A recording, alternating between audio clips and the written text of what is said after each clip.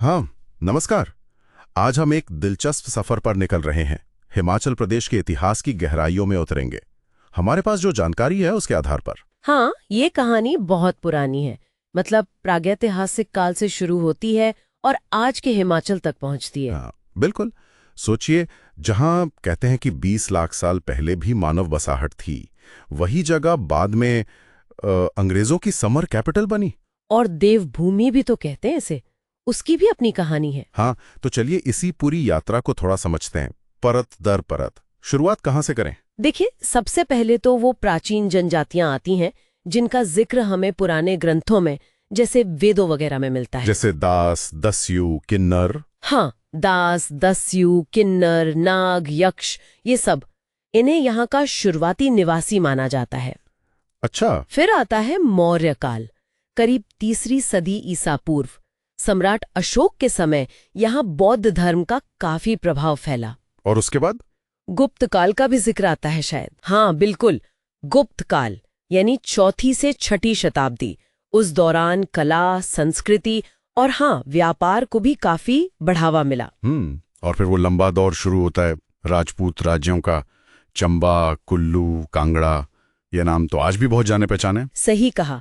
ये 6ठी से 15वीं शताब्दी तक, मतलब काफी लंबा समय था।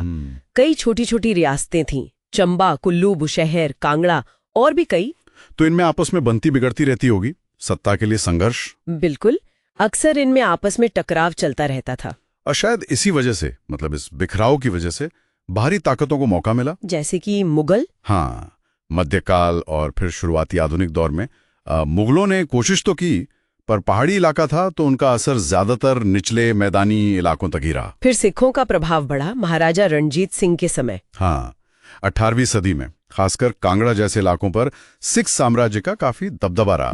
और इसके बाद कहानी में एक और मोड़ आता है, गोरखा, उनका आक्रमण से 19वीं सदी की शुरुआत। नेपाल से गोरखा एक बड़ी शक्ति बनकर उभरे और उन्होंने हिमाचल के कई पहाड़ी इलाकों पर कब्जा कर लिया। उनका शासन कैसा था? कहते हैं काफी कठोर था, पर इसी वजह से उनका टकराव हुआ अंग्रेजों से। अच्छा, वो अंग्रेज गोरखा युद्ध।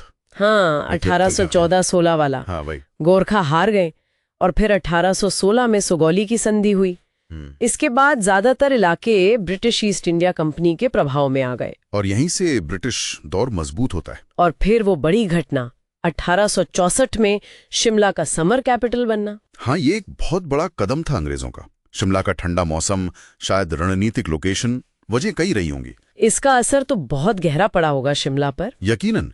शिमला का विकास तेजी से हुआ, नई इमारतें बनी, रेल लाइन आई, एक अलग तरह का शहरी माहौल बना। लेकिन ये भी सोचने वाली बात है कि क्या इसका फायदा पूरे पहाड़ी क्षेत्र को मिला या ये विकास सिर्फ शिमला तक ही सिमट गया? सही बात है, कुछ इलाके सीधे उनके कंट्रोल में थे और कुछ रियासतें नाम मात्र की स्वायत्त रहीं। हाँ, कुछ ऐसा ही था। ब्रिटिश राज में 2 तरह की व्यवस्था थी।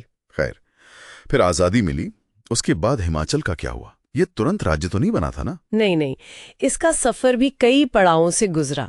आजादी के बाद 15 अप्रैल 1948 को करीब 30 छोटी बड़ी रियासतों को मिलाया गया। अच्छा। और हिमाचल प्रदेश बना एक चीफ कमिश्नर प्रोविंस, मतलब केंद्र सरकार का एक अधिकारी यहाँ का प्रशासन देखता था। तो ये सीधे केंद्र के अधीन था? हाँ। फिर 1950 में जब संविधान लागू हुआ तो इसे पार्ट सी राज्य का दर्जा मिला। वो भी असल में केंद्र शासित जैसा ही था। तो पार्ट सी से फिर आगे 1956 में जब राज्यों का पुनर्गठन हुआ तब इसे केंद्र शासित प्रदेश यानी यूनियन टेरिटरी बनाया गया। लेकिन मांग तो पूर्ण राज्य की रही होगी। बिल्कुल, स्थानीय स्तर पर यह मांग लगातार उठ रही थी कि प्रदेश को अपना पूरा हक मिले, ज्यादा स्वायत्तता मिले। काफी संघर्ष चला और आखिरकार 25 जनवरी 1971, वो ऐतिहासिक दिन जब हिमाचल प्रदेश भारत का 18वां पूर्ण राज्य बना। वाह, तो ये थी पूरी कहानी, प्राचीन बसाहटों से शुरू होकर मौर्य, गुप्त, राजपूतों के दौर से गुजरते हुए फिर बाहरी ताकतें, मुगल, सिख, गोरखा, अंग्रेज और फिर आजादी के बाद धीरे धीरे एक पूर्ण राज्य बनने तक का सफर।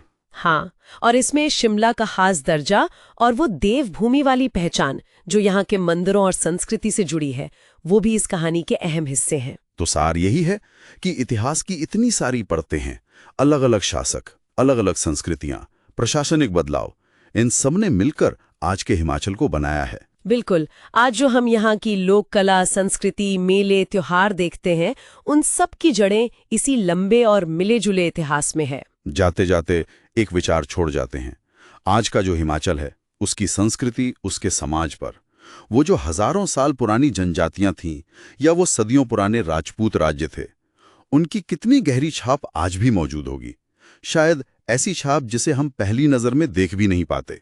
सोचने वाली बात है।